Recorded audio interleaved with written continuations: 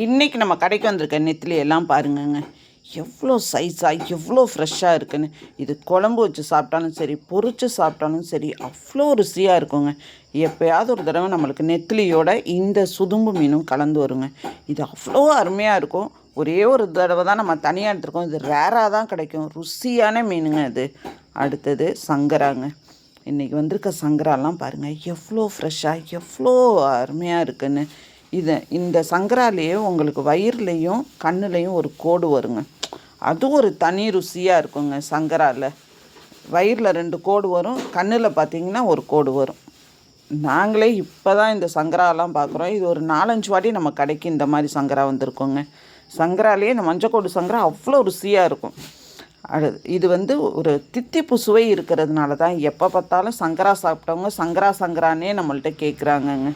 அடுத்தது வெலை மீன் எல்லா சைஸ்லையுமே இருக்குங்க. மொரட்டு வெலை மீனும் வச்சுருக்கோம், சின்ன வெலை மீன் 1/2 கிலோ சைஸும் நம்ம வச்சுருக்கோம், 3/4 கிலோ சைஸும் வச்சுருக்கோங்க. இது குழம்பு வறுவல் எல்லாத்துக்குமே அவ்வளோ நல்லா இருக்குங்க. அடுத்தது வஞ்சரம் பாருங்கள். இன்றைக்கி நம்ம வஞ்சரம் பீஸ் போட்டு தான் கொடுக்க போகிறோம். ஒரு 6.5 கிலோ மீனை பாருங்கள், எவ்வளோ ஸ்டிஃபாக ஒரு கத்தி மாதிரி இருக்குது பாருங்கங்க. அதில் எப்படி சலைவா மாதிரி இருக்குது பாருங்கள். இந்த மாதிரி இருந்ததுன்னா வேறு லெவல் ஃப்ரெஷ்ஷுங்க. இதெல்லாம் பீஸு போட்டு சாப்பிட்டிங்கன்னா நீங்கள் வறுவல் மட்டும் சாப்பிடாதீங்க, குழம்பும் வச்சு சாப்பிட்டு பாருங்கள், இவ்வளோ அருமையாக இருக்கும். அதுலேயும் வஞ்சரம் மண்டை குழம்பு வச்சோம்னா தேன்னு தாங்க.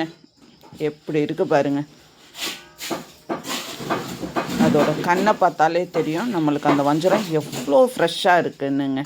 அடுத்தது பாறை. இந்த 2 பாறை தான் காமிச்சிருக்கேன், ஆனால் நான் நிறைய பாறை நம்ம வீடியோ அவசரமாக எடுக்கிறதுனால இதை மட்டும் எடுத்திருக்கேன். அடுத்தது நண்டுங்க. எல்லாமே கோடியக்கரை நண்டுங்க. இது ஃபுல்லாக ஆண் நண்டு, நம்ம பெண் நண்டும் வச்சுருக்கோம். பெண் நண்டில் அதுவும் சென நண்டும் வச்சுருக்கோங்க. அவ்வளோ ருசியாக இருக்கும் நண்டெல்லாம்.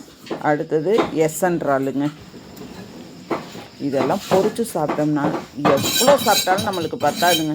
சாப்பிட்டுக்கிட்டே இருப்போம். அவ்வளோ ருசியாக இருக்கும் இந்த இறால்.